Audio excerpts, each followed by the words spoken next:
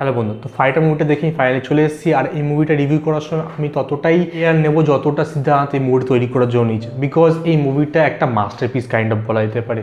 সিদ্ধান্ত অসাধারণ কাজ করেছে এই মুভিটার উপর। মুভিটা আমরা লাস্ট ইয়ার যেরকম দেখেছিলাম পাঠান, সেরকম এই মুভিটা একদমই নয়। পাঠান ছিল হচ্ছে মাস মশলা টাইপ, ঠিক আছে, সিটিমার মুভমেন্টে ভর্তি মুভি। এই মুভিটা আমি বলবো মোর ওভার অ্যাকশন মুভির থেকে না, ইমোশনাল অ্যাকশন ড্রামা বলতে পারি। এখানে এরিয়াল অ্যাকশন তো আছেই, ফাইটিং আছে, এখানে মানে ওই সিটিমার মুভমেন্ট খুব কম থাকলেও এখানে আছে। সেটা হচ্ছে ক্যারেক্টার ডেভেলপমেন্টের উপর প্রচণ্ড ধ্যান দেওয়া হচ্ছে, যেটা আমার দারুণ লেগেছে।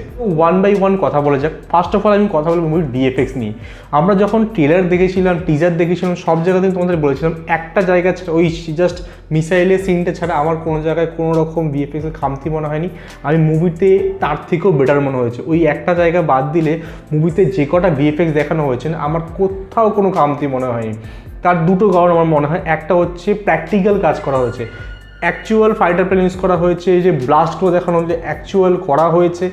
এবং যেহেতু এখানে এয়ারফোর্সের লোকজনের সাহায্য নেওয়া হয়েছে, তো ওগুলো দেখতে না প্রচণ্ড রিয়েল লাগে। আর যেসব জায়গাতে ভিএফএক্সে কাজ হয়েছে, এত ভালো কাজ হয়েছে ইন্ডিয়ান সিনেমাতে খুব কম মুভিতে এত ভালো মানে স্মুথ ভিএফএক্স দেখতে পারি, যেখানে আমাদের ধরতেই পারছেন যে ভিএফএক্সে কাজ হয়েছে।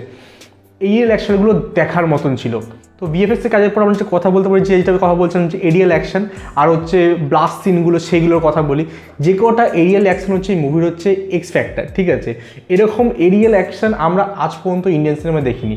তো যারা তোমরা টপ গান ম্যাভরিক দেখেছো, তাদের তোমার মনে হতে পারে মুভি থেকে হাইলি ইন্সপায়ার্ড অনেক সিন মানে ডিটো কপি করা। বাট যারা তোমরা টপ গান ম্যাভরিক দেখোনি বা ম্যাভরিক দেখোনি, তাদের কাছে, ইন্ডিয়ান লোকেদের কাছে এটা একটা নতুন ধরনের অ্যাকশন থ্রিলিং মুভি দিয়ে বলতে পারো, ঠিক আছে। তাদেরকে সব কিছু নতুন লাগবে এবং দেখতে অসাধারণ লাগবে। আর যারা দেখেছি আমার, তাও আমার খারাপ লাগেনি, অনেকটাই ইন্সপায়ার্ড এবং বাই টপ গান ম্যাভরিক আমরা সেটা বুঝতে পারলেও ইন্ডিয়ান সিনেমা যেভাবে এটা ইউজ করেছে না, সেখানে একটা ইন্ডিয়ান দেশি ফ্লেভার আছে, ঠিক আছে। মুভিটাতে অনেক জায়গাতে আমরা বুঝতে পারছি এটা টপ গান ম্যাভরিকের সঙ্গে একটা কম্প্যারিজন আছে, কিন্তু তবুও এর মধ্যে যে দেশি ফ্লেভার, দেশি যে মশলাটা রয়েছে না, সেটা বেশ ভালো লাগে।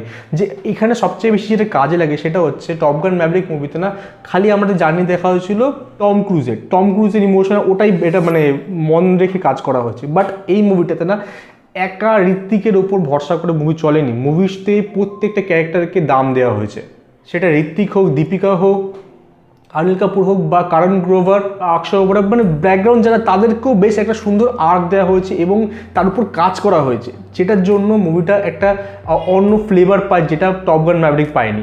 তো আমার সেখানে বেশ ভালো লেগেছে। টপ গান ম্যাভরিকের সঙ্গে কম্পারিজন থাকলেও এই মুভিটা দেখতে দারুণ লেগেছে। আর অ্যাকশন সিনগুলো জম্প্যাক্ট, ফ্লাইং অ্যাকশন সিনগুলো তো আজ পর্যন্ত ইন্ডিয়ান সিনেমা আমরা দেখিনি। বাট আমাদের গ্রাউন্ডেও যে অ্যাকশন সিনগুলো দেখানো হয়, ওই লুকিয়ে থাকে, আমরা যেই পাবজি খেলতাম না, যে ওই একটা স্যুট পেতাম যেটাতে আমরা লুকিয়ে থাকতাম গ্রাসের মধ্যে, গ্রাসে কালার স্যুট, ওরকম কিছু একটা দেখানো যায়। স্নোতে লুকিয়ে রেখে ওখান থেকে শ্যুট করছে, গাছের পিছিয়ে লুকিয়ে থাকে, যেগুলো অ্যাকচুয়ালি হয়, আর্মিরা বা মিলিটারিরা এসব ধরনের কাজ করে থাকে, সেই ধরনের কিছু দেখানো, যেগুলো নতুনত্ব লেগেছে ইন্ডিয়ান সিনেমার জন্য। এবার সিনেমাটোগ্রাফি নিয়ে কথা বলি।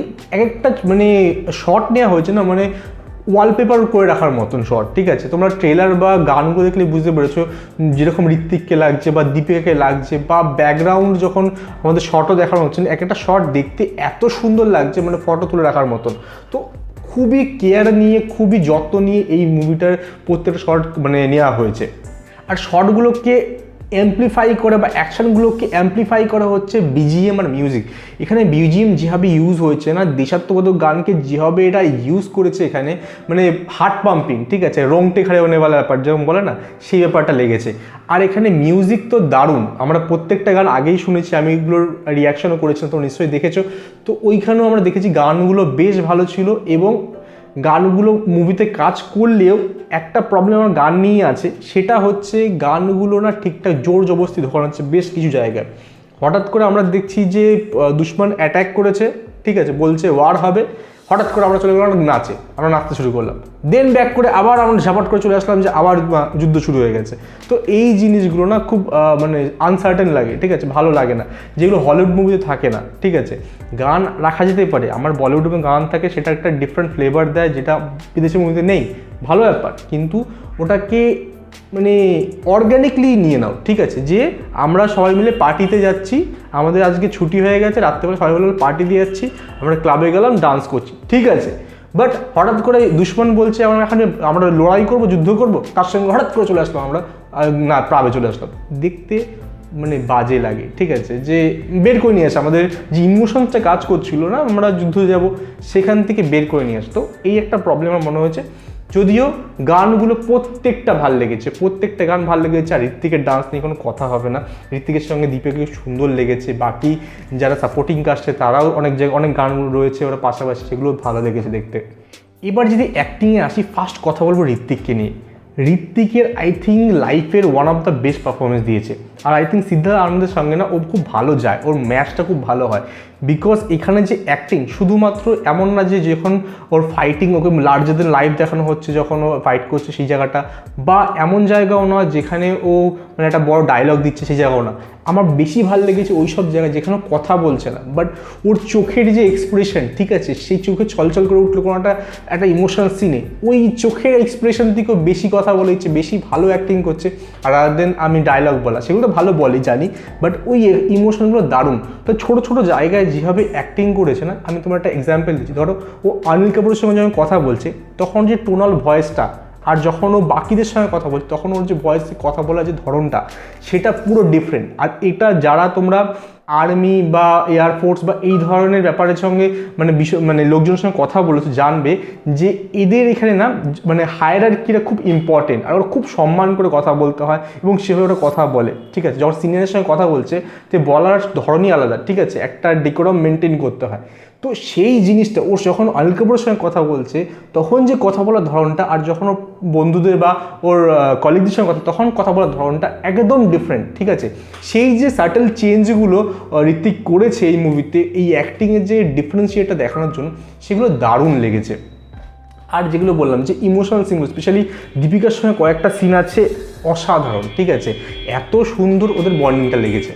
তো দীপিকা নিয়ে কথা বলছিলাম, তো এবার দীপিকার যে কথায় আসি, আমরা যখন ট্রেলার দেখেছিলাম ভেবেছিলাম দীপিকা সাইড রোলে আছে, যেরকম হয় নায়িকা থাকে পাশে, ঠিক আছে, ওই ছোটোখাটো রোল থাকে, সেরকম একদমই না, পুরো একটা ভালো ক্যারেক্টার লেখা হয়েছে দীপিকার জন্য, এবং দীপিকা মোর দেন 100% দিয়েছে, ঠিক আছে, ক্যারেক্টারটা বেশ ডেপথ আছে। আমার একটা আই থিঙ্ক প্রোমো নাম্বার 3-তে আই থিঙ্ক দেখানো হচ্ছিল দীপিকার ক্যারেক্টার, যে দীপিকা বলছে ঋত্বিককে যে আমাকে অনেকে বলছে আমি করতে পারবো না, ঠিক আছে, যে এয়ারফোর্সে আমি পাইলট হতে পারবো না, তাই আমি করে দেখিয়েছি, ঠিক আছে। তো ওইখানে তুমি একটা ছোটো হিন্ট পেলে, আমি এর বেশি যাবো না ডেপথে বিকজ স্পয়লার হয়ে যাবে, তো ওইখানে তুমি একটা হিন্ট পেলে যে ওর ক্যারেক্টারটা না সুন্দর ডেপথ দেওয়া হয়েছে। শুধু মেয়েরা যে অনেক সময় বলা হয় এটা পারবে না করতে, ওটা পারবে না, ঠিক আছে, সেইখান থেকে একটা ওর যে ব্যাকগ্রাউন্ড, ও কেন ও এয়ারফোর্স পাইলট হয়েছে, ঠিক আছে, এবং ও কী করতে চায়, লাইফের গোলটা কী, এবং ওর সঙ্গে যে ঋত্বিকের সম্পর্ক এত সুন্দরভাবে অর্গ্যানিক ওয়েতে নেওয়া হয়েছে না, বিকজ জেনারিকলি আমরা যখন কোনো কমার্শিয়াল মুভি দেখি না, ওই দেখা ছেলে মেয়ে দেখা হলো, নায়ক নায়িকা দেখা হলো, প্রেম হয়ে গেল, এরকম না, পুরো মুভিতে এত অর্গ্যানিক ওয়েতে ওদের রিলেশনশিপটা বিল্ড করা হয়েছে না, মানে খুব ম্যাচিওর ওয়েতে, ঠিক আছে, মানে ম্যাচিওর এত বড় যখন একটা লোকজন মানে যারা হচ্ছে এত মানে অ্যাডাল্ট, এবং তারা যখন এরকম ভালো পজিশনে আছে তাদের মধ্যে একটা ডিফারেন্ট ম্যাচিউরিটি ভাব থাকবে, সেই জিনিসটা আমরা দেখেছি এখানে। তো এখানে দীপিকার অ্যাক্টিং আমার দারুণ লেগেছে, ওর ক্যারেক্টার যেরকম ভালো লেখা হয়েছিল সেরকম ভালো পারফরমেন্স দীপিকা দিয়েছে। নেক্সট অনিল কাপুরের যদি কথা বলি, অনিল কাপুরের আমি বেস্ট জিনিস বলবো হচ্ছে ওর কয়েকটা জায়গায় ডায়লগ, যেরকম ভালো ডায়লগ ওকে দেওয়া হচ্ছে সেরকম ভালো ও ডায়লগগুলোকে প্রেজেন্ট করেছে, ঠিক আছে, বলার ধরনতেই না মানে তোমার মনে হবে যে একটা অফিসারের কথা বলছে, ঠিক আছে, যে ওই যে ছ্যাবলামি করে অনেক বইতে আছেন সেই ধরনের ব্যাপারটা একদমই নেই, ও একটা ভালো পোস্টে আছে এবং সেখানে ওর একটা দায়িত্ব আছে, ঠিক আছে, এবং বাকিদেরকে উৎফুল্ল করাটাও একটা ইম্পর্টেন্ট। ওই ডায়লগটা স্পেশালি আমার খুব ভালো লাগে যে जो अकेला खेलता है ও টিমকে খিলাফ খেলতে, এটা ঋত্বিককে বলবে, ঠিক। তো ওই ডায়লগটা বলার ধরন এবং কয়েকটা সিনে ঋত্বিকের সঙ্গে আছে যেখানে ও যেভাবে ডায়লগ দিচ্ছে না দারুণ লাগবে। আর শুধু সেইটুকুই না যে ক্লাইম্যাক্সে গিয়ে শুধু আমাদের হিরো একা পুরো তুলে দিচ্ছে, সবাইকে মারছে, সেটা না, আমাদের হিরো এখানে ফাইটার পাইলট, সে অ্যাকশন হিরো না, ঠিক আছে। তো ওর এখানে যেটুকু করা সেটুকু করেছে, আর বাকি থেকে দূর থেকে দীপিকা আর অনিল কাপুর দূর থেকে দাঁড়িয়ে দেখছে না, দীপিকা অনিল কাপুর এখানে মানে অ্যাক্টিভলি এখানে মিশনের জন্য কাজ করছে এবং তারা সাকসেস হচ্ছে এবং বাকি টিমও কাজ করছে। আর অনিল কাপুরও ভালো অ্যাকশন সিন আছে যেটা দেখতে ভালো লেগেছে, অনিল কাপুর এখানে খুব সুন্দর অ্যাক্টিং করেছে। আর সাপোর্টিং কাস্টে যদি কথা বলি, করণ গ্রোভার থেকে শুরু করে অক্ষয় ওবরয়, বাকি যারা ছিল সবাই মানে যেটুকু ছিল ওদের কাছে তার থেকে বেশি দিয়েছে আমি বলবো, ঠিক আছে। ওদের ক্যারেক্টারেও মানে টাইমটা অতটা হয়তো দীপিকা থেকে মতো না পেলে যতটা পেয়েছে না, যেভাবে ওদের ক্যারেক্টারও কিছুটা ডেপথ দেওয়া হচ্ছে এবং সেটা করে ইউজ করেছে, সেটাও দেখতে বেশ ভালো লেগেছে। অল ইন অল বলবো আমি, কাস্টে আমার এমন কাউকে মনে হয় যে মানে পারফরমেন্স ভালো দেয়নি, প্রত্যেকে খুব ভালো পারফরমেন্স দিয়েছে এখানে। এইবার প্রবলেমগুলোর কথা যদি আসি, ফার্স্ট আমি কথা বলবো ভিলেনকে নিয়ে। ভিলেন এখানে আমি যেহেতু ফার্স্ট থেকে কথা এই জন্যই বলিনি, কারণ ভিলেনটাকে আমার না খুব একটা ভালো লাগেনি। ফার্স্ট অফ অল ভিলেনকে খুব টাইমটা খুব কম দেওয়া হয়েছে।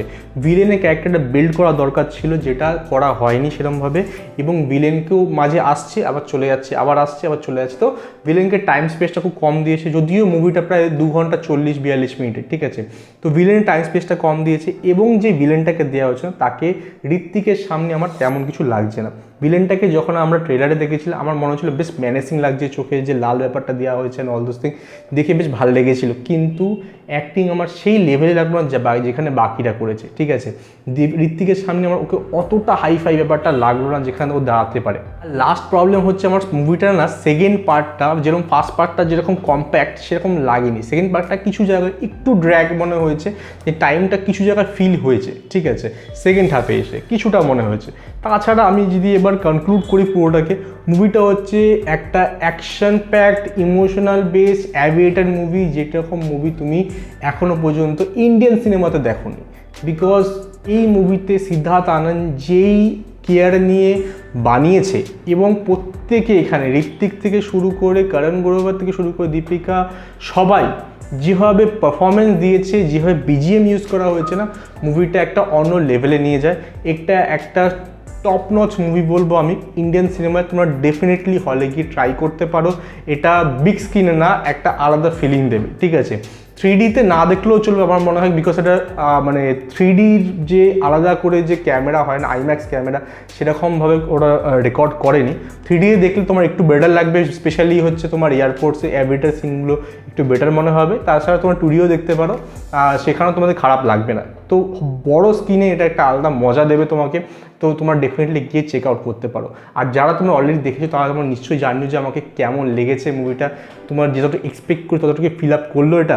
আর যারা তোমার দেখোনি তারা তোমার কখন দেখার প্ল্যান করছো, মানে ওটিটি আসার পরে নাকি হলে গিয়ে তোমরা পরে দেখবে, সে বিষয়ে কমেন্টে নিশ্চয়ই জানিও। আর আমার সঙ্গে দেখাবে নেক্সট ভিডিওতে। দেখুন, গুড বাই।